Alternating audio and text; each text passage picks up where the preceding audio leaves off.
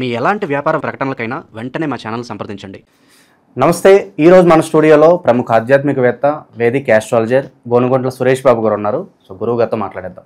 నమస్కారం గురుగారు. మణికంఠ గారు నమస్కారం అండి. గురుగారు, ఆగస్ట్ మాసం, విశేషంగా శ్రావణ మాసం, తులారాశి వారి పరిస్థితి ఎలా ఉండబోతుంది? ప్రజెంట్ వీళ్ళ టైం ఎలా నడుస్తుంది? ఎలాంటి జాగ్రత్తలు తీసుకోవాలి ఓవరాల్గా? ఒక రకంగా చెప్పాలంటే తులారాశి వాళ్ళకి ఈ సంవత్సరం అంతా బాగుందని మనం చెప్పుకోవాలి. గురువు మారడంతో చక్కగా అదృష్టవంతంగా చాలా బాగున్నారు. అయితే మనకి ఈ ఆగస్టు మంత్లో కనుక చూసుకుంటే వీళ్ళకి సామాన్యంగా ఉంటుంది. అంటే ప్రతికూల పరిస్థితులు అయితే ఏమీ లేవు, ఖచ్చితంగా గ్యారంటీ. అయితే అనుకూలమైన పరిస్థితులు వీళ్ళకి కొంచెం ఎక్స్పీరియన్స్ అవ్వరు అనమాట. ఎందుకంటే విపరీత భేద ఉండటంతో గురువు ఇవ్వాల్సిన మంచి ఫలితాలు ఇవ్వకుండా ఆగిపోవటము, సూర్యుడు ఇవ్వాల్సిన మంచి ఫలితాలు ఇవ్వకుండా ఆగిపోవటం, అలా మంచి ఫలితాలు ఇవ్వాల్సిన గ్రహాలు అంతగా వీళ్ళకి ప్రభావాన్ని అయితే చూపవు. అలా అని ప్రతికూల పరిస్థితులు కూడా ఏమీ లేవు. ఒక సాధారణంగా సామాన్యంగా ఉండే మంత్రం మనం అనుకోవాలి. ఇందులో మనం కనుక ఫస్ట్ కనుక చూసుకుంటే చిత్త 3-4 పాదాలు, స్వాతి 1-2-3-4 పాదాలు, విశాఖ 1-2-3 పాదాలు అంతా మనకి తులారాశిలో ఉంటాయి. మనం కనుక గ్రహస్థితి కనుక చూసుకుంటే ఆగస్టు 17న సూర్యుడు మారుతూ ఉన్నారండి. ఇది సింహరాశిలోకి, సొంత రాశిలోకి మారుతూ ఉన్నారు. బుధుడు వచ్చేటప్పటికి కర్కాటక రాశిలో 22వ తారీఖు మారుతూ ఉన్నారు. శుక్రుడు వచ్చేటప్పటికి వీళ్ళకి మిథున రాశిలో ఉన్నారండి. తర్వాత కుజుడు వచ్చేటప్పటికి మనకి వీళ్ళకి కన్యా రాశిలో 28వ తారీఖు మారుతూ ఉన్నారు. 26వ తారీఖు వచ్చేటప్పటికి శుక్రుడు మిథున రాశిలోకి మారుతూ ఉన్నారనమాట. ఈ యొక్క గ్రహస్థితి, ఈ చేంజెస్ వల్ల కనుక మనం చూసుకుంటే తులారాశి వాళ్ళకి లఘు గోచారం, సూక్ష్మ గోచారం ప్రకారం కనుక మనం చూస్తే వీళ్ళకి విత్తలాభం, శేష సౌఖ్యం, శ్రీ సుఖాప్తి, వ్యాధార్య అని చెప్తూ ఉంటారు. అంటే దీని ప్రకారం ఏంటంటే ధన ప్రవాహం బాగుంటుంది, స్త్రీలతోటి పురుషులతోటి చక్కగా సౌఖ్యంగా అన్యోన్యంగా ఉంటారు, మంచి ఆల్రౌండ్ హ్యాపీనెస్, ప్రాస్పెరిటీ చూపిస్తూ ఉంటుంది. ఉదాగా డిసీజ్, కొంచెం హెల్త్ కాంప్లికేషన్స్ ఉండే విధంగా చూపిస్తూ ఉంటుంది. అంటే ఏమవుతుందంటే అండి, అన్నీ చాలా ఫేవరబుల్గా ఉన్నాయి, కానీ అంత ఎక్స్పీరియన్స్ అవ్వరు అనమాట. చాలా మైల్డ్గా ఈ రిజల్ట్ అనేది చూపిస్తుంది. ఒక రకంగా చెప్పాలంటే తటస్థంగా, న్యూట్రల్గా ఉండే మాసం మనం చెప్పుకోవాలి. చూడటానికి విత్తలాభం, ధనలాభం, స్త్రీ సౌఖ్యం అని చూపిస్తూ ఉన్నా కానీ బట్ అంత ఎక్స్పీరియన్స్ ఈ మంత్లో అవ్వరు. అందుకని చెప్పేసి వీళ్ళు ఎక్కువగా ఆధ్యాత్మికంగా ఉంటే చక్కగా మనకి స్పిరిచువల్గా టైం స్పెండ్ చేస్తే చాలా బాగా కలిసి వచ్చే అవకాశం ఎక్కువగా ఉంది. ముందు మనం చెప్పుకునే విధంగా చక్కగా పండుగలన్నీ సెలబ్రేట్ చేసుకుంటే తులారాశి వాళ్ళకి సహజంగా ఈ సంవత్సరం అంతా బాగుంది. అమ్మవారి కృప వల్ల, వినాయకుని స్వామి కృప వల్ల వీళ్ళకి ఏ పని చేసినా కానీ చక్కగా కలిసి వచ్చే అవకాశం ఎక్కువ ఉంటుంది. మనం కనుక చూసుకుంటే వీళ్ళకి 11th హౌస్లో సూర్యుడు ఉండటం వల్ల చాలా మంచి రిజల్ట్ అని చెప్పుకోవాలి. ఏ ప్రకారంగా అంటే వీళ్ళకి అర్ధాచ స్వకులాచార గృహే నిత్యోత్సవం శుభం నిత్య మాధుర్య భుక్తిచ్చ లాభే ఏకాదశో రవి అని మనకి చెప్తూ ఉంటారు. 11వ ఇంట్లో కనుక ఉంటే మనకి సూర్యుడు ఇలా ముఖ్యమైన విషయాలను చేస్తుంటారు. ఎందుకంటే ధనం ప్రకారం బాగుంటుంది. తర్వాత ఇంట్లో ఉన్న వాళ్ళ వంశ పరంపరంగా వస్తున్న పార్టీలు, ఫంక్షన్స్, తర్వాత మనకేం చెప్తారంటే పూజలు, పురస్కారాలను చక్కగా చేసుకుంటారు మనం చెప్పుకోవచ్చు. గృహంలో నిత్యంగా ఉంటారు, ఆనందంగా ఉంటుంది, శుభంగా ఉంటుంది, మంచి భోజనాలు, స్వీట్స్ అవన్నీ తింటూ చక్కగా సెలబ్రేషన్ చేసుకునే అవకాశం ఎక్కువగా ఉంటుంది. ఇది ఒక మంచి టైం. సూర్యుడు వీళ్ళకి 11వ ఇంట్లో మంచి చేస్తూ ఉన్నాడని చెప్పుకోవచ్చు. అయితే కొన్నిసార్లు వీళ్ళకి కన్ఫ్యూజ్ అనే స్థితిలో ఎక్కువగా ఉంటారు. బ్యాడ్ స్ట్రాటజీ అంటే పెద్ద పెద్ద వ్యవహారాలు చేసుకోవడం అలాంటి విషయాల్లో కొంచెం కన్ఫ్యూజన్కి గురే అవకాశం ఎక్కువగా ఉంటుంది. అందుకని ఇది తటస్థంగా ఉండే వంతు అని మనం చెప్పుకోవచ్చు. అయితే ప్రేమ వ్యవహారాలు కానీ, లవ్, రొమాన్స్ విషయాలు కూడా అంత అనుకూలంగా ఉండదు. కొంచెం వాళ్ళలో గొడవలు అయ్యి ఆర్గ్యుమెంట్స్ వచ్చే అవకాశం ఎక్కువగా ఉంటుంది. మనకి కుజుడు కనుక చూసుకుంటే 12వ ఇంట్లో ఉన్నారండి. 12వ ఇంట్లో ఉండే కుజుడు అంత మంచిది కాదు. హాస్పిటలైజేషన్ చూపిస్తూ ఉంటుంది, ఖర్చులు విపరీతంగా చూపిస్తుంటుంది. అంతేకాకుండా కొంచెం వీళ్ళకి కానీ లేదంటే వీళ్ళకి తెలిసిన వాళ్ళకి రోగాలకు సంబంధించిలో హాస్పిటలైజేషన్స్ డబ్బులు విపరీతంగా ఖర్చు అవకాశం ఎక్కువగా ఉంటుంది. మనకి 12వ ఇంట్లో కనుక కుజుడు ఉంటే సంస్కృతంలో మహర్షులు ఏం చెప్తారంటే ప్రవాసం వ్యాధి పీడాంచ బంధువైరం ధనక్షయం, అంతేకాకుండా దేహ పీడాంచ సంచారం ద్వాదశ స్థానకే కుజ అని మనకు చెప్తూ ఉంటారు. దీని ప్రకారం కనుక చూసుకుంటే దేశాంతరంలో ఉండటం, వేరే ఊరికి ఫారిన్ అలాంటి వాటికి వెళ్ళిపోయి అక్కడ ఉండటము, రోగాల వల్ల బాధలు, బంధుద్వేషము, ధననాశనము, శరీరానికి పీడ, ఇవన్నీ చెప్తూ ఉంటారు. అయితే ధనం ప్రకారంగా అయితే కనుక బాగుంటుంది, కానీ వచ్చిన ధనం విపరీతంగా కోల్పోయే అవకాశం కూడా ఎక్కువగా ఉంటుంది అనమాట. మనకి 3 ముఖ్యమైన గ్రహం కనుక చూసుకుంటే శుక్రుడు 9వ ఇంట్లో ఉండి భాగ్యాన్ని, లక్ను తీసుకొని వస్తున్నాడు అని మనం చెప్పుకోవాలి. సో ఇందాక మనం సూర్యుడు చాలా చక్కగా ఉపయోగపడుతున్నాడని చెప్పాము. అలానే కుజుడు వచ్చేటప్పుడు మిక్స్డ్ రిజల్ట్, కొన్ని చోట్ల బాగున్నాడు, కొన్ని చోట్ల బాగలేదని చెప్పుకోవచ్చు. అయితే శుక్రుడు 9వ ఇంట్లో ఉండి చక్కటి మంచి రిజల్ట్ ఇస్తున్నాడు. 9వ ఇంట్లో శుక్రుడు ఉంటే భాగ్యం, లక్ వీళ్ళకి వస్తుంది. వరమహాలక్ష్మి వీళ్ళకి యాక్చువల్గా వరమహాలక్ష్మికి పూజ చేసుకోవడానికి, వరమహాలక్ష్మి కృప రావడానికి చాలా అనుకూలంగా శుక్రుడు ఉన్నాడు. ఎందుకంటే శుక్రుడు వచ్చేటప్పటికి లక్ష్మీదేవి యొక్క తమ్ముడు ఆయన. అందుకని మనం శుక్రవారం జరుపుకుంటాం అనమాట. తమ్ముడి మీద ప్రేమ ఉంటుంది కాబట్టి ఈ గ్రహం వీళ్ళకి అనుకూలంగా ఉండటం వల్ల చాలా మంచి లాభం జరిగే అవకాశం ఎక్కువగా ఉంటుంది.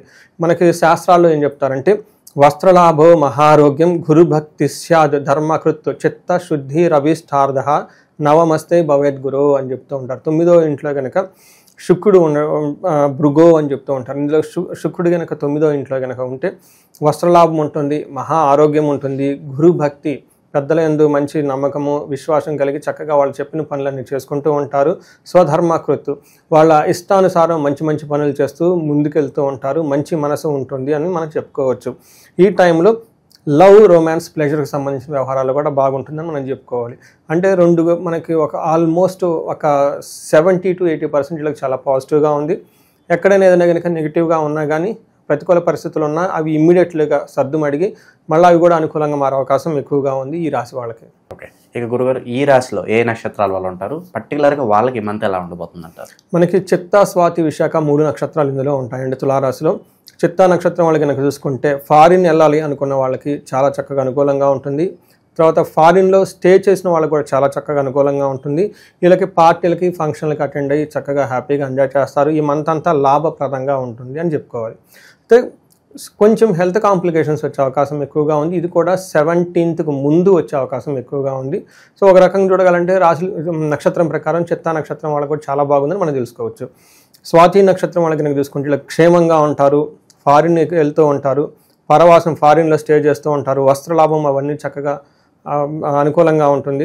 స్వాతి నక్షత్రం వాళ్ళకి హెల్త్ కాంప్లికేషన్స్ వచ్చే అవకాశం ఎక్కువగా ఉంది. ఒక్క విషయంలో కొంచెం జాగ్రత్తగా ఉండాలి. విశాఖ నక్షత్రం వాళ్ళకి అగైన్ వీళ్ళకి క్షేమంగా ఉంటారు, వస్త్రలాభం చూపిస్తుంది. ఫారిన్ వెళ్ళాలనుకున్న వాళ్ళకి, లేదంటే ఫారిన్లో స్టే చేయాలి, దూర ప్రదేశాల్లో స్టే చేయాలనుకున్న వాళ్ళకి చాలా చక్కగా అనుకూలంగా ఉండే అవకాశం ఎక్కువగా ఉంటుంది. హెల్త్ విషయంలో కొంచెం జాగ్రత్తగా ఉంటే మిగతా అన్ని విషయాల్లో చక్కగా బాగుంటుంది. చిత్తా నక్షత్రం వాళ్ళకి తర్వాత స్వాతి ఇద్దరికి ధననాశనం చూపిస్తుంది. అంటే పాపం వీళ్ళకి ప్రేమేమీ లేకుండా వేరే వాళ్ళు వచ్చేసి దొంగతనం జరగటం, వస్తువులు కోల్పోవటం, సంథింగ్ రాంగ్ జరిగే అవకాశం ఎక్కువగా ఉంటుంది. కేర్ఫుల్గా ఉండాలి. ధనం విషయంలో సంపాదించుకోవడం చాలా కష్టం కాబట్టి ఎన్ని రోజులు కష్టపడిన ధనాన్ని సంపాదించుకోవటం ఒక ఎత్తు, దానికంటే ముందు కేర్ఫుల్గా దాచుకోవటంలో కూడా ఉండాలండి. చాలామంది రెండో విషయంలో వదిలేస్తుంటారు, సంపాదించేసాం కదా అలానే ఉంటుంది అనుకుంటూ ఉంటారండి. అది ఉండదండి. లక్ష్మీదేవి ఎలా వచ్చి అలా వెళ్ళిపోతూ ఉంటుంది. ఇక భూమికి సంబంధించి ఏమైనా జాగ్రత్తలు తీసుకోవాల్సిన అవసరం ఉందంటారా? ఇళ్ల స్థలాలు కొనేవాళ్ళు కావచ్చు, సొంత భూమి కొనేవాళ్ళు కావచ్చు. వీళ్ళకి కుజుడు అంత అనుకూలమైన పొజిషన్లో లేరండి. కుజుడు పొజిషన్ 12th హౌస్లో ఉండటంతో కొంచెం రియల్ ఎస్టేట్ రిలేటెడ్ కానివ్వండి, ఫ్లాట్స్ అమ్మాలి కొనుక్కోవాలనుకున్న వాళ్ళకి అంత అనుకూలంగా ఉండదు. ఏదైనా ట్రాన్సాక్షన్ జరిగినా కానీ అది కొంచెం నష్టాలతో కూడి ఉంటుంది. కొన్ని ఒక 45 days అదేమంటారంటే ప్రొలాంగ్ చేస్తే బెటర్, పోస్ట్పోన్ చేస్తే బాగుంటుంది. ఇంకా విశేషంగా ఈ శ్రావణ మాసం వీళ్ళకి కలిసి రావాలనుకుంటే ఎలాంటి దైవారాధన పరిహారాలు తీసుకుంటే బాగుంటుంది? వీళ్ళకి అంతా బాగుందండి. ఒక కుజుడు మాత్రం అనుకూలంగా లేరు.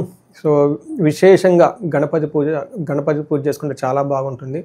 వినాయకుని పూజ, అందులోనూ గరికతో మనకి పత్రితోటి తర్వాత ఎర్రటి మందారాలతోటి చేసుకొని వీళ్ళకి గణపతి అధర్వ శీర్షం అని ఉంటుందండి.